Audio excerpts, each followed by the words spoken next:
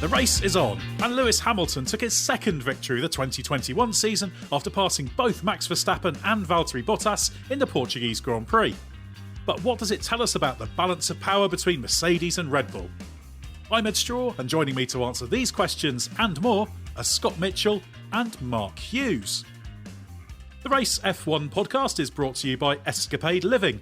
Escapade is redefining the race experience through the integration of hospitality, track access and lifestyle.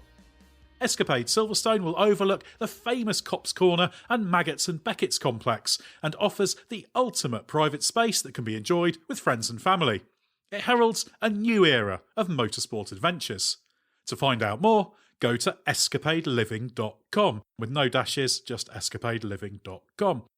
Imagine a view you'd have of Hamilton and Verstappen battling through that part of the lap at Silverstone, Scott. It's not impossible to imagine that'll be happening by the time we get to the British Grand Prix, because that's 3 out of 3, isn't it, for 2021 races of wheel-to-wheel stuff between the two title contenders.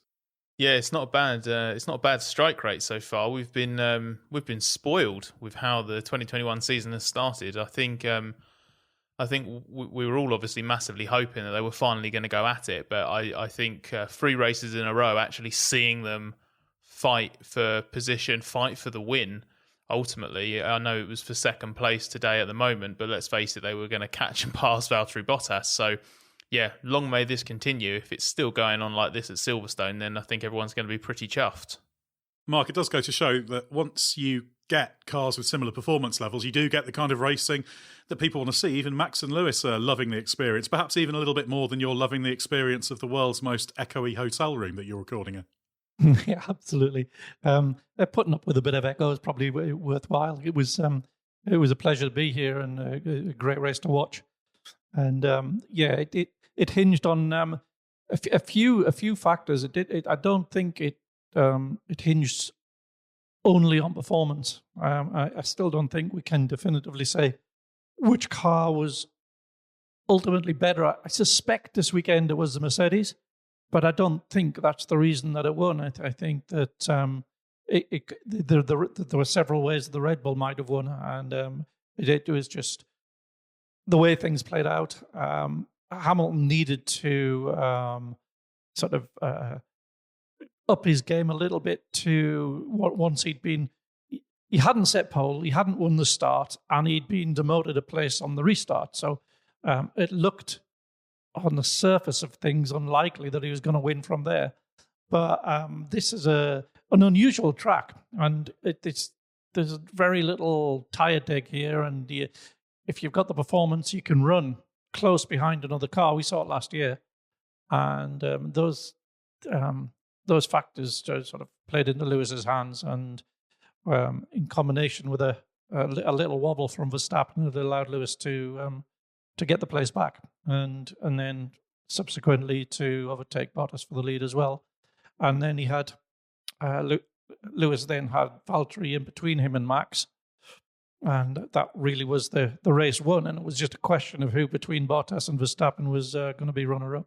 Well, that's the thing, isn't it? Because as you say, if you look at the bare facts of Mercedes front row lockouts, a Lewis Hamilton victory all feels very familiar from the past few years. So people say, well, Mercedes back on top. But there were a number of turning points, weren't there? Could things have been different had Max Verstappen been on pole position? He set a time good enough in Q3, but it was deleted for a track limits violation. Could that have changed things? Was there a way for Red Bull to win this race, or did Mercedes ultimately just have a little bit more in the armoury to go and win on Sunday? No, absolutely. Red Bull could have won the race. I think if Verstappen had started from pole, yes, he probably would have won the race. It's just it's turning on the smallest little thing, a little bit of crosswind as he's got the car loaded up on a tight corner, and it was beautifully corrected, but it took him just far enough beyond the white line. And by the time he went back out, normally you would expect him to be able to go back out and just sort of repeat it without the error, but the wind had come up by the time he went back out, and everybody was like 3 or 4 tenths slower. So that in hindsight was his golden opportunity, and his weekend probably turned from what it might have been to what it was in that moment when we look back in hindsight. I'm loving how all of these small details are having such a big impact, and I think it's now it's 2-1. It's 2-1 Hamilton in terms of the wheel to wheel fights as well. Obviously, he edged it for P2 at the time on the road. It was really nice because he'd obviously got the move done, and then that sort of defensive move into turn 3, isn't it? I saw it at the time. I was riding on board with him. He had that little look in the mirror to the left, knew where Max was on the entry to the corner. And it was quite clever driving because it wasn't a case of him, getting through the corner, winding the lock off and then running Max out wide. Lewis just put enough lock on that keeping that same amount of lock on the whole way through the corner was going to give the car a natural arc that forced Max out wide. So he didn't have to do anything dodgy on the exit of the corner. He'd done he'd set up that defence a little bit earlier. It was just really clever driving. And I heard after the race that Helmut Marko was complaining because Red Bull's now lost a win, a pole and a fastest lap to track limits offences, and something needs to be done about track limits. If you put something at the edge of the circuit, this wouldn't happen, blah, blah, blah. If there was gravel on the exit of the circuit, Max wouldn't have made the pass in Bahrain, he wouldn't have got pole, and he wouldn't have got fastest lap today. So I don't really know if Marco's not got a leg to stand on, to be honest. If Max is getting those margins ever so slightly wrong, he should pay the price. And in this situation, he's paid the price by losing a few points across Bahrain and here. And I think that's great. I think it's amazing that we've got a battle at the moment where millimeters are defining things like that. So I don't see that as a problem or a controversy at all. I can see why it stings Red Bull, but I think it's brilliant. And the great thing is, it's also showing us how good Hamilton can be when it's that tight, because Verstappen is getting the chance to really see him up close. In fact, Nico Rosberg in the Sky Sports F1 coverage said that Verstappen now is really getting to understand just how tough a competitor Hamilton is. He's racing him week in, week out. And that's the big thing for Verstappen now, isn't it? Just making sure he maximises all these little things. He's certainly capable of fighting for the championship and even winning it, but he needs to make sure he comes out on the right side of these little marginal things more often, doesn't he, Mark? Yeah, that's right. And, they just I think now that he's, got a car that he can go wheel to wheel with Hamilton every single weekend and arrive at a weekend knowing that he's going to be doing that, he's probably going to get a finer appreciation of all those little details that do make the difference. And Lewis has been at this level for many years and, is built in layers into his own game. They aren't immediately obvious to the naked eye, especially when you're out front dominating in the best car, but are very obvious when you get into a tight little battle. And Max is astute enough to be taking it on board and building his own game as well. Because in raw performance, there's nothing to split them. And of course, the reverse of that is that also Hamilton will get the chance to see how good Verstappen is. And there's no doubt that Verstappen's going to be learning these lessons as the season goes on, which is just why it's such a great battle. The one thing I did like, after the race, Lewis Hamilton was asked about the restart. Obviously, Bottas did the late restart, shall we say, running not all the way to the line, but a reasonable way to it. And obviously Hamilton was taken by surprise, and Hamilton said he said, "You idiot," to yourself, because he was looking in his mirror to see where Max was just as Valtteri went, and then he moved and basically opened up a gap for Max to take the toe from Bottas. I just quite like the fact that Hamilton admitted just how big a racecraft error he'd made in that moment. But then, of course, he fought back, and that was the really interesting thing. This was a race where he went from third to first, making passes on track on merit. I know sometimes we get people who aren't so convinced by Lewis Hamilton say, why are we always talking him up? And it's like, well, we're not talking him up. We're just saying what he's doing. And again, this was another very, very fine performance. But Scott, Valtteri Bottas in the other car, he didn't have a great start to the season, but pole position by a tiny margin. Perfect place to be for the race, but again, left disappointed.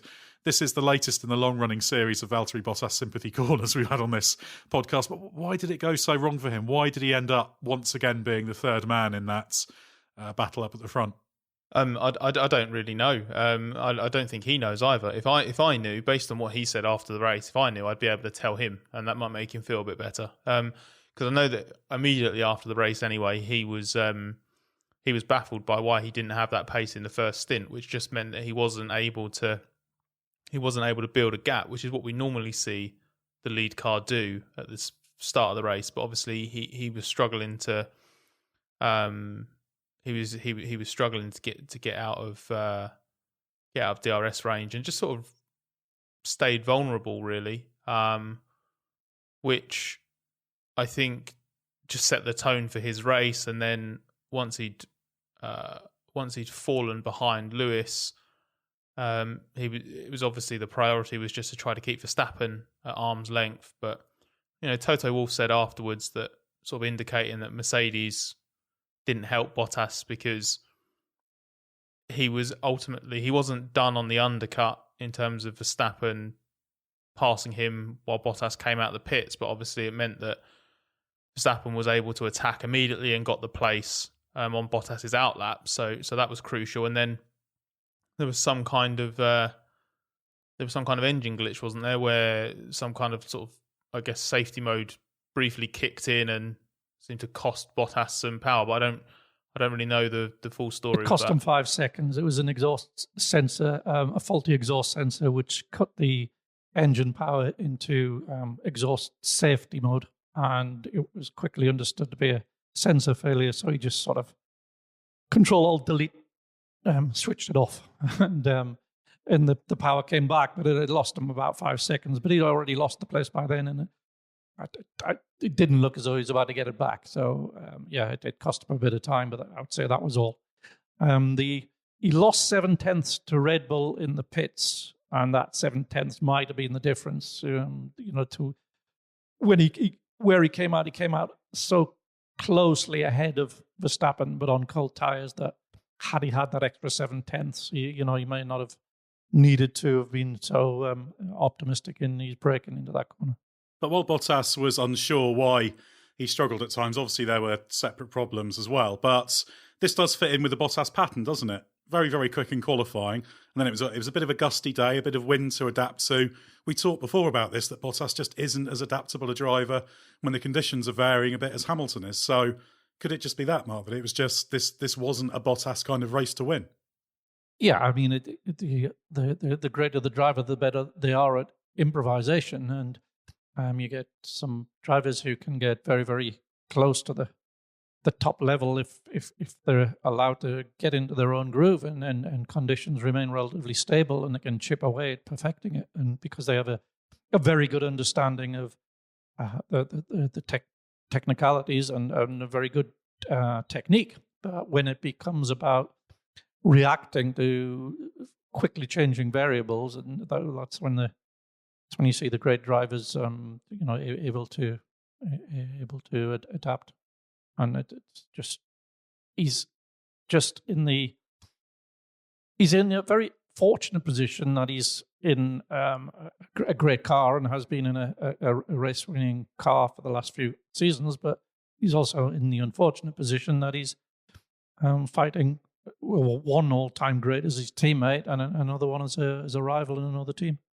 Well, he's not the first driver to be in that position. He's certainly not going to be the last. And actually, one other driver who is in that situation is Sergio Perez, finished fourth. That's actually his best Red Bull result of his 3 outings, so that's something. But Scott's, he sort of lost touch with that lead battle early on, didn't he? He got caught out by being passed by Norris and then seemed to think he was going to get given that place back, which was an erroneous assumption, and just lost a little bit of time. He still lost a bit after that as well, but he just got disconnected early on, didn't he? Yeah, I don't want to make an unfair comparison to last year, because obviously, ultimately, Perez did get back into the position that he should have assumed.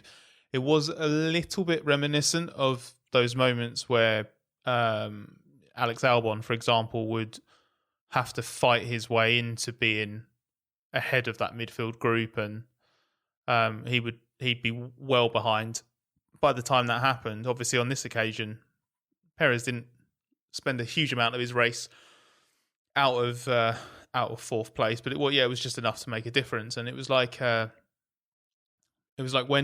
Bottas was sort of the cork in the bottle, and when he was also unable to, or when he was holding up Max, basically, that was the sort of situation where, if Perez hadn't lost that time early on, if he'd been 2 or 3 seconds adrift in that stint, there would have been an opportunity to get in the mix there, but he was just never close enough to do the job really that was needed in terms of giving Red Bull a little bit more to play with strategically against the Mercedes drivers. So it was unfortunate. I think it was a difficult weekend for Perez.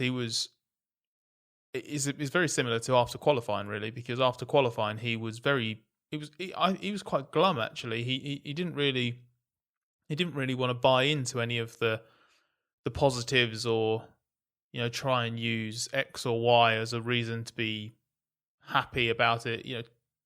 You could have put that in perspective and said, well, look, you're still doing a better job than Red Bull had for most of last year, and you are in the position that you're meant to be in. But he wouldn't take that, really. I think he felt that this weekend was much more difficult than he thought it would be, and he didn't quite have the answers as to why that was the case. He sort of had a basic idea, which was that he couldn't quite get the tyres working properly in qualifying, but he didn't know why that was the case. And you get the impression always when you speak to Checo that he's so aware of the bigger picture that he knows that there is this risk that, okay, if there is a reason this weekend didn't go well, he needs to understand what that is and why. Otherwise, it could happen again. So I think it's part of his makeup. I'm sure he'll have learned a lot because it's still only his third weekend in the car. But yeah, it was just he's banked some good points. He probably enjoyed leading the race for a little bit because of his strategy.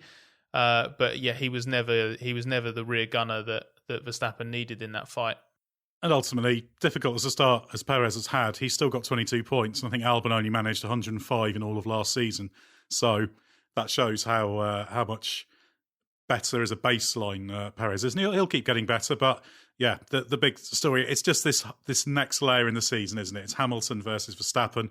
Hamilton now an 8-point championship lead with 20 races to go. That's nothing effectively, but it's just great that they're just going back and forth, taking chunks out of each other and really, really enjoying the battle, as I'm sure every F1 fan is as well. Well, Mark, looking a bit further down the field, we've talked lots about Lando Norris this year, but he's proving extremely difficult to ignore. Started 7th, up to 4th early on. 4th race in a row, he's been best of the rest. 5th place this time. What a run he's on. Yeah, totally classy weekend. I think he used those soft tyres to engage Perez in battle early on.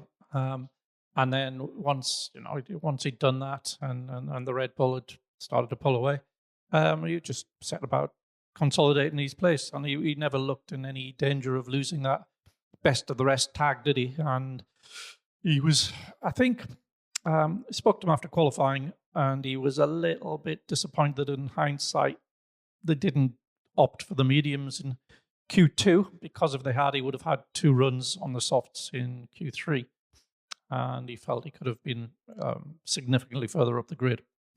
But on race day, he put the car back where it should have been anyway. So where he in the car should have been, had he, taken more of a risk with the tyre selection in Q2. So he got the same result there. He just went about it in a different way.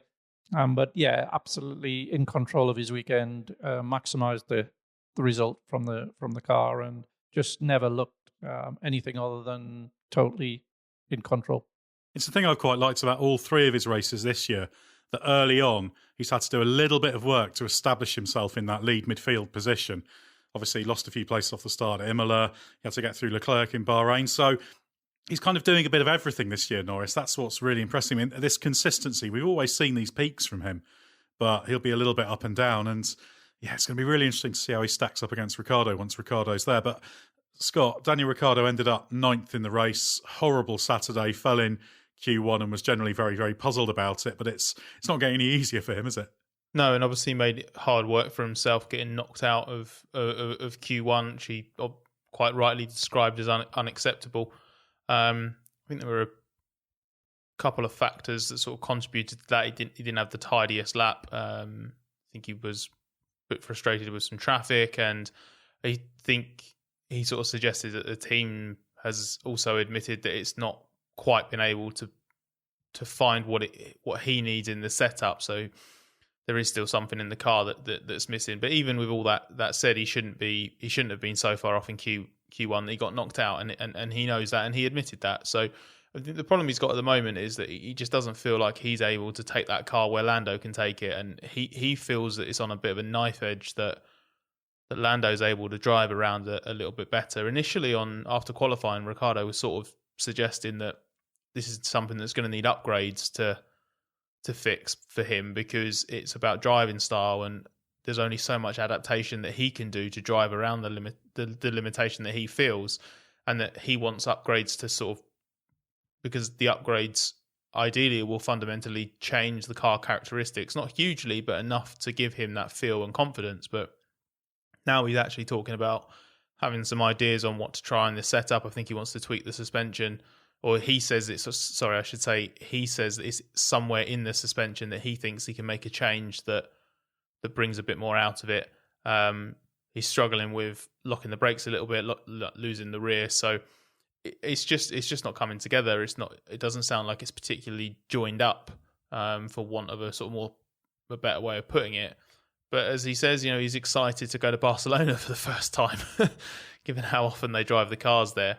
But now it's it's a bit more familiar downforce track. So I think that's going to be a good test of just how far off Ricciardo really is. I suspect when he joins it up, he'll make a pretty big step pretty quickly.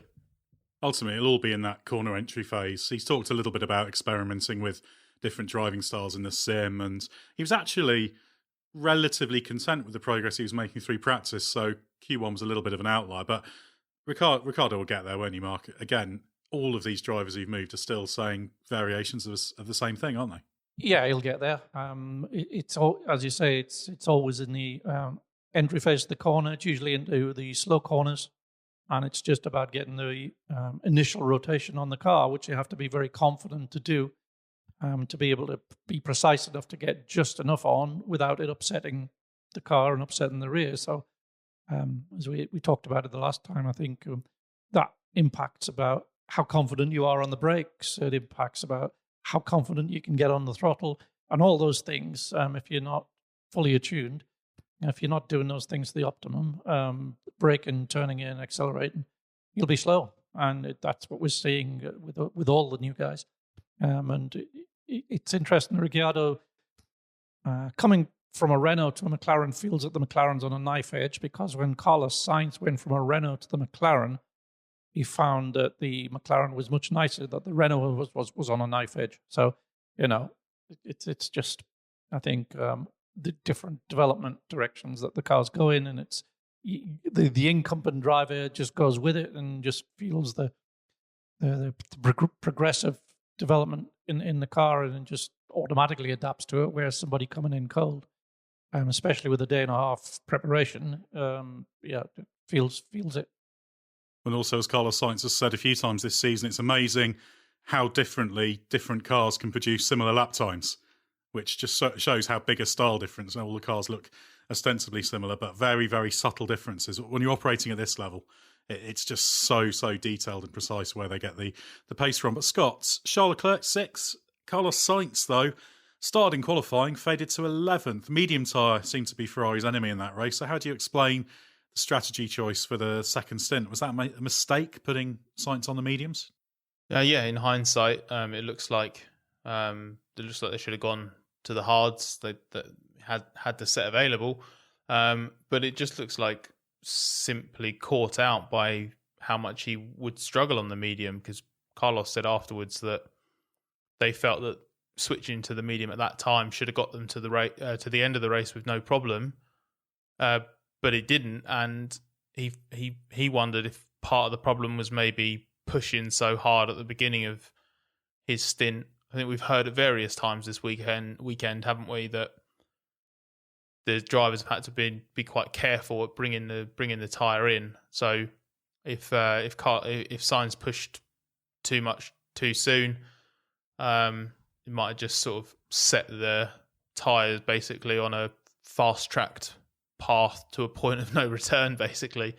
And it certainly looked that at the end, because he was looking really good, or at least looking like he was going to hang on towards the end of the stint. I think they swapped the cars around, didn't they?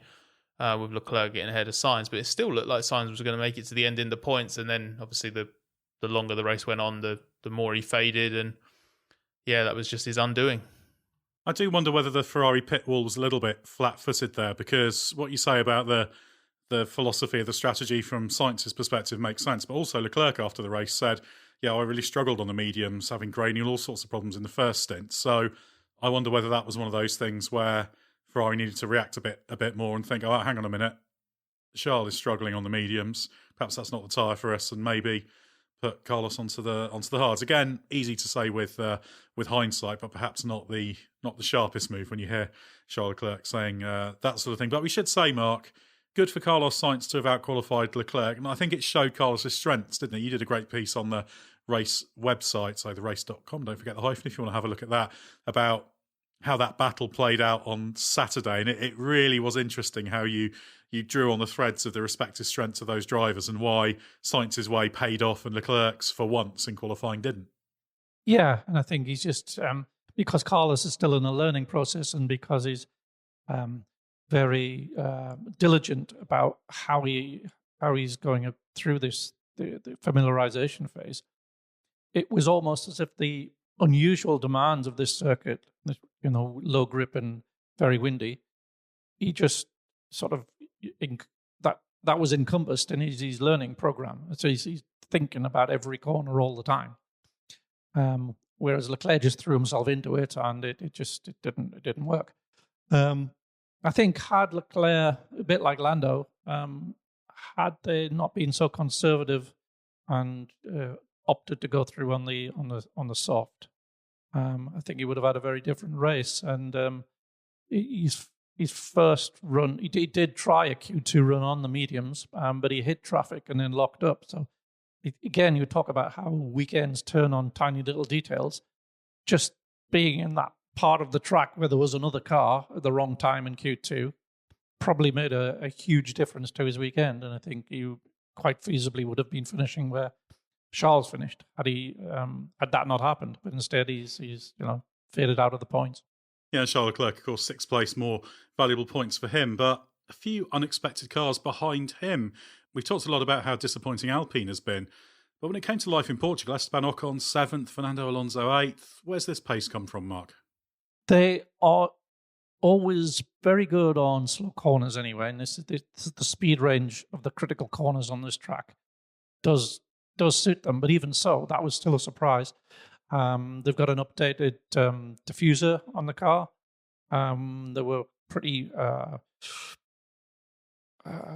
about how much performance that's added, and they feel that they're now getting on track after their pre-season difficulties in the wind tunnel, both with the program itself and the tunnel.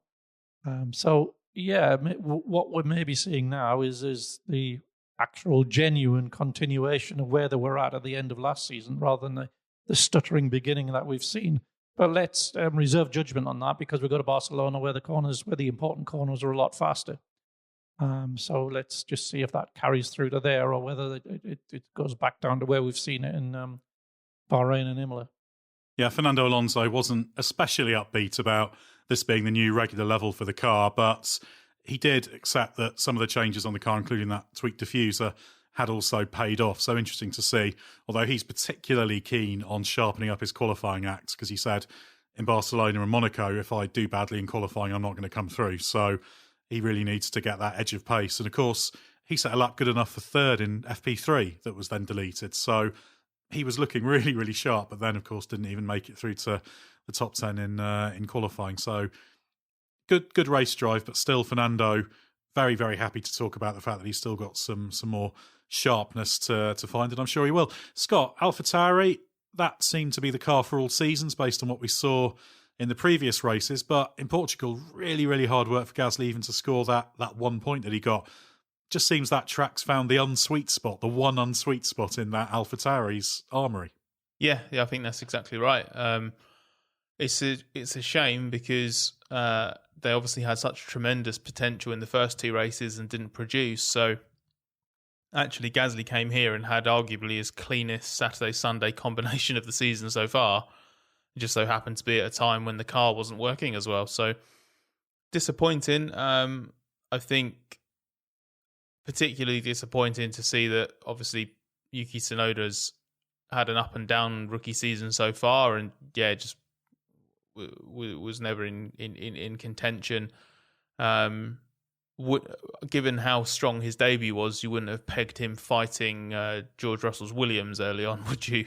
3 races in. So, I think a bit of head scratching. I know the team were baffled on Friday after practice as to why it just suddenly wasn't working, and obviously wasn't working as well as they expected it to work here as well. But that midfield is so tight, you don't need to miss out on a huge amount to lose a few places. And ultimately, while it was hard work, Gasly did qualify and finish in the top 10. So it shows that on their weaker weekends, it's still a point scoring car, and they just need to make sure that they understand why it didn't work here, and see, there will be other tracks that have similar characteristics. For example, if they're going to go to Monaco and they've got a car that doesn't work maybe particularly well on slower corners, they could struggle there, and other circuits like that. But I would imagine, given what we've seen from this team in the past, that won't be the case, and there might be a specific reason why they struggled a bit more here. Yeah, but very, very upbeat Pierre Gasly about what they can do in Barcelona this weekend coming. So we should see AlphaTauri hopefully pitching back for those top 6 positions that they were delivering in qualifying in the first 2 races. But yeah, Pierre Gasly had to work hard to pass Carlos Sainz to get that final point. Well, let's talk Aston Martin, Mark. Sebastian Vettel back in Q3 for the first time this year. I think that was the first time since one of the Silverstone races last year he reached Q3, astonishingly. Faded to 13th in the race, 1 place ahead of teammate Lance Stroll. There's a flaw fast-tracked onto Stroll's car. That's 1 upgrade they managed to get through, so 1 positive. Vettel also more comfortable with the car, so that's another box ticked. But overall, the end result is very, very little. Aston Martin's not expecting to be finishing 13th and 14th on merit in races, but that's where they were. Yeah, Seb definitely did make a bit of progress this weekend. Watched him out on track. He looked very confident through the faster stuff. Not as hesitant, let's say, as he has looked sometimes. I think he was probably flattered a little bit in getting into Q3 because it depended on the problems of Stroll and Ricciardo and Q1, so they weren't there to be, you'd have normally expected them to be faster. But he got in there, but that meant that he had to start on a soft tyre, which was not the best way to start the race. But yeah, that's where it panned out in the end. It's making progress slowly. Yeah, well, it's going to be a long, hard season for Aston Martin, that's fairly clear, but Vettel will have the upgraded floor for Spain this coming weekend. They worked hard to get that ready so they could evaluate it, put it on Lance Stroll's car, which Vettel said was logical because Stroll's been better so far this season.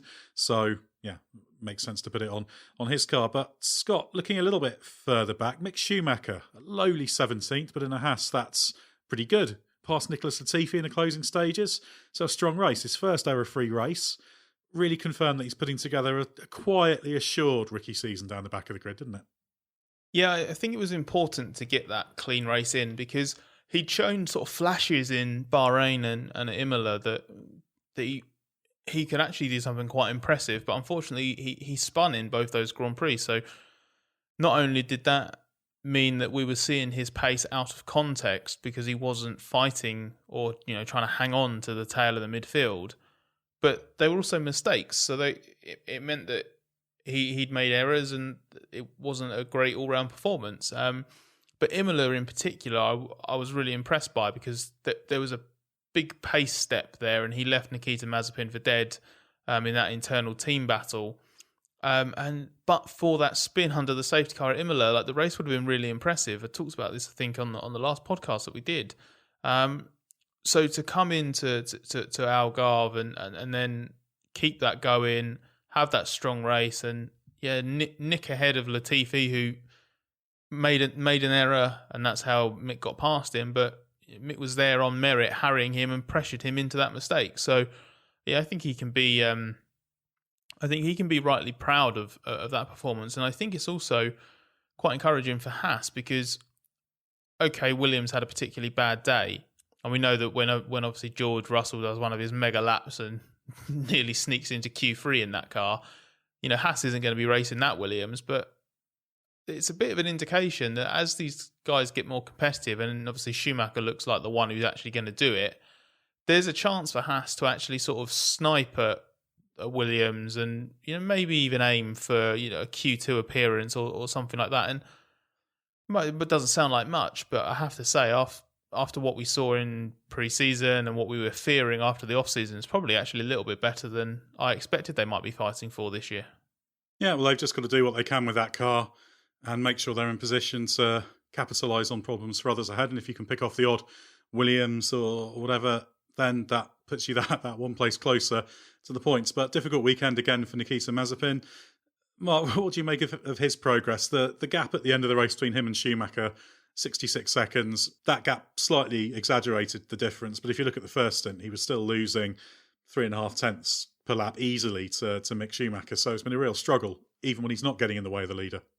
Yeah, it surprised me that he's struggling quite so much because he's done a lot of Formula One mileage over the years. And, he looked fully competitive in Formula 2 last year. In fact, if you'd asked me pre-season, I would have said he would probably initially be the faster of the Haas drivers, and I expected Mick to sort of gradually come on and maybe edge ahead later on, but it's just not happening. There's something not quite right there. He's not tuned in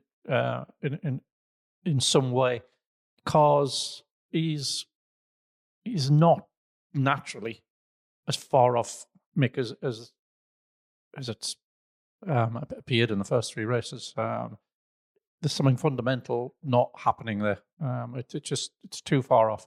Yeah, it's certainly looking to be quite a long, hard season for him, but at least he fared a little bit better than Kimi Raikkonen, Mark. 372nd World Championship race start for Kimi Raikkonen. That lap one mistake when he went at the back of his teammate Giovinazzi was pretty embarrassing, wasn't it? Yeah, fairly schoolboy error, wasn't it? He was looking at a switch change. He'd done a switch change and it hadn't given him the effect he was expecting. So he checked to see if the switch had actually changed. And as he was looking at it, he was still doing 300 kilometers just behind his teammate at the end of the first lap. And of course, he was unknowingly was being sucked into the slipstream of the car ahead, which was his teammate. And by the time he looked up, he was just about to hit the back wheel, which he did, of course. And that was the end of Kimi's race. Yeah, an unfortunate day in particular for Kimi Raikkonen, because he didn't just lose that race result, but also, Scott, they tried to get the Imola result reversed and get that 9th place back. Can you give us the very quick version of exactly what happened there?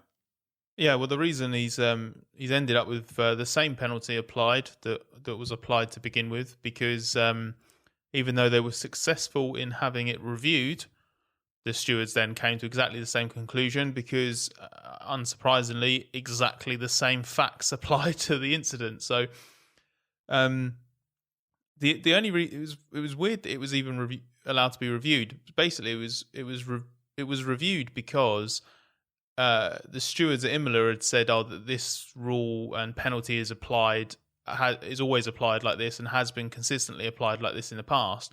But it turns out that the basis for that claim wasn't in F1. It's that it's been applied that way in Formula 2 and Formula 3, and the stewards basically use the feeder categories if they don't have a relevant data point from F1.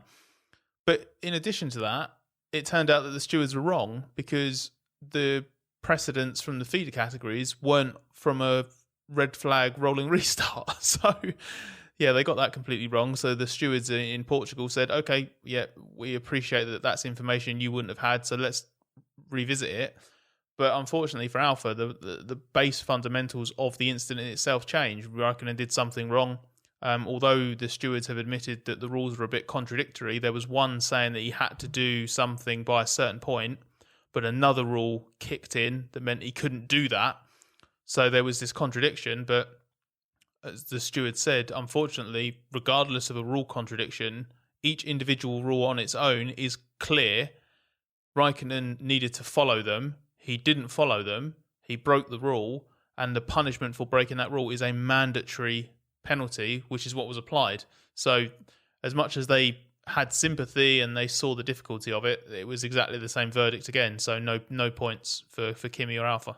All credit to them for getting the review through, because you've got to work quite hard to actually get that process to happen. So they at least achieved something. Should briefly say Antonio Giovinazzi actually had a pretty good weekend, qualified and finished 12th, which in the Alfa Romeo I think was a pretty good return. He's actually had a quietly consistent start to the season, which is quite good, because one of the things I've criticised him for over the past couple of years is being a little bit too erratic, even for a driver who was only in his second season, full season of F1 last year, but putting together a relatively sensible year this season. But Scott, Williams, disappointment. George Russell qualified 11th, looked to have the best chance of a points finish that a Williams has had probably since 2018 on merit, but wind sensitivity led to a race of survival, as he calls it. Should we be surprised that it all fell apart? No, because I do think that when we see these Russell heroics in qualifying, you do sort of want to buy into the idea that it's finally going to happen. But I think the fact is that car can be tamed over one lap, and Russell is really, really good at doing that and taking it to places on the grid it really has no right to be. But it just doesn't happen over a race distance. So I think they still need some fortune if they are going to end that point drought, especially the one on merit. And from the moment sort of racing started properly after the safety car restart, Russell looked a bit too eager to sort of make something happen against Sebastian Vettel. And I think, what did he lose? Something like 5 or 6 places in one lap. 5 places, I think, which all started from him ending up getting himself out of position, trying to get past Vettel when he kept going on the outside. And then he just ended up in this horrible sequence of being offline, and he had a huge lockup as well, which can't have helped because that must have flat spotted a tyre. But yeah, it just never looked comfortable, and the race was pretty miserable affair after that. And yeah, as we've sort of discussed, Nicholas Latifi being passed by a Haas late on just kind of added insult to race injury. Yeah, I think 16th behind Yuki Tsunoda was probably about as good as it was going to get for a Williams. At least he wasn't behind a Haas, unlike Latifi. But just as we wrap up, Mark, Spanish Grand Prix coming up. Now, if you look at the Spanish Grand Prix in the V6 turbo hybrid era, it's pretty much wall-to-wall Mercedes victories, aside from that infamous collision between Hamilton and Rosberg in 2016. It's also quite often Barcelona where Mercedes has had its biggest advantage. So this is historically Mercedes territory. Should we expect it to be again, or is it rather foolish to have any expectations given how small the margins are? Yeah, I think past history doesn't really apply in this battle that they're having with Red Bull, because it's so the two cars are so close, the two drivers are so close, the two teams are so close. So I think it's going to come down to who does that combination of team driver and car, who's the best on a given weekend. And I don't think history's got much to do with it, really. It's about now, and I think my gut feeling is that this weekend has been more dominated by tyre grip and the track surface interaction with the tyre than it's reduced the dominance of aerodynamics of downforce, because the tyres are very low grip and the track was very low grip. And I think we're going to get back to a more conventional sort of setup in Barcelona. And my hunch is that that change will suit the Red Bull better than the Mercedes, but let's see. Yeah, the logic suggests that could be the case, but it's so difficult to be sure. But yeah, heavily aero-dependent circuit, the most aero-dependent circuit we've had so far this year. So it's going to be really interesting to see how things go. Thanks very much, Scott, Mitchell and Mark Hughes, for your insight. Head to therace.com and don't forget the hyphen, as there's loads to read there. Mark Hughes' race analysis out on Monday morning, as well as my ever-controversial driver ratings. You get the chance to argue with me in the comments on that story as well. And Scott Mitchell, as always, will be working away on all sorts of fallout from the race weekend. Check out our sister podcasts, including Bring Back V10s and our newly launched IndyCar podcast, and head to our YouTube channel if video is your thing. Just 3 races down with 20 to go, and in a few days F1 will reconvene just outside Barcelona for the Spanish Grand Prix. As always, the Race F1 podcast will be back soon with everything you need to know from the 4th race of this amazing season.